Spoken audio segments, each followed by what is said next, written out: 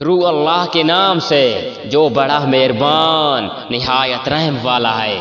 جو کچھ آپ کی طرف اتارا ہے اس کی بابت خود اللہ تعالیٰ گواہی دیتا ہے، اسے اپنے علم سے اتارا ہے، فرشتے بھی گواہی دیتے ہیں، اللہ تعالیٰ بطور گواہی کافی ہے۔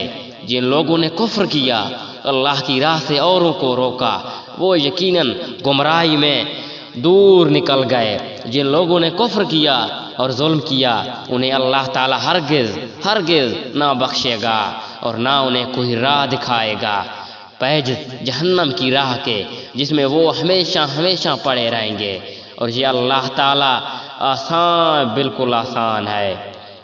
اے لوگو، تمہارے پاس تمہارے رب کی طرف سے حق لے کر رسول آ گیا، پس تم ایمان لاؤ تاکہ تمہارے لیے بہتری ہو، اور اگر تم کافر ہو گئے تو اللہ ہی کی ہے، اور وہ چیز جو آسمانوں اور زمین میں ہے اللہ دانا ہے، حکمت والا ہے۔ اے اہل کتاب، اپنے دین کے بارے میں حد سے نہ گزر جاؤ، اللہ تعالیٰ پر حق کے اور کچھ نہ کہو۔ مسیح عیسیٰ بن مریم تو صرف اللہ تعالیٰ کے رسول اور اس کے کلمہ ہے، جسے مریم کی طرف ڈال دیا تھا، اور اس کے پاس کی روح ہے۔ اس لیے تم اللہ کو اور اس کے سب رسولوں کو مانو، اور نہ کہو اللہ کے تین ہیں۔ اس کے بعد آ جاؤ کہ تمہارے لیے بہتری ہے کہ اللہ عبادت کے لائق تو صرف ایک ہی ہے، وہ اس سے پاک ہے کہ اس کی اولاد ہو، اس لیے کہ جو کچھ آسمانوں میں ہے، جو کچھ زمین میں ہے، اللہ کافی ہے، کام بنانے والا ہے۔ مسیح کو اللہ تعالیٰ کا بندہ ہونے میں کوئی تنگوار یا تکبر و انکار ہرگز ہو ہی نہیں سکتا، نہ مقرب فرشتوں کو اس کی بندگی سے جو دل چرائے اور تکبر و انکار کریں۔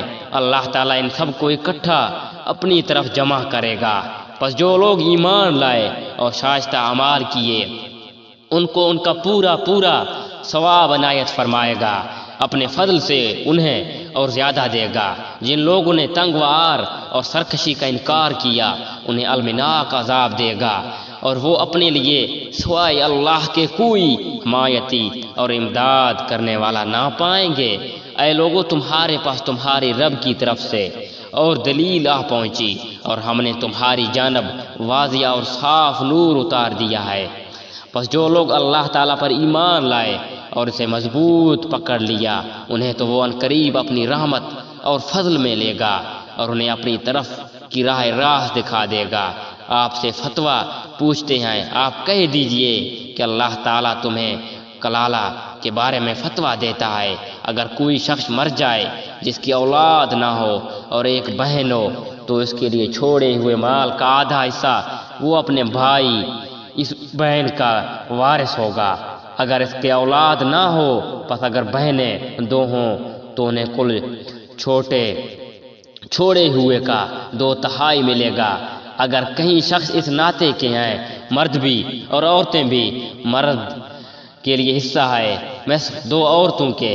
اللہ تعالیٰ تمہارے لیے بیان فرما رہا ہے، ایسا نہ ہو کہ تم بہک جاؤ، اللہ تعالیٰ ہر چیز سے واقف ہے۔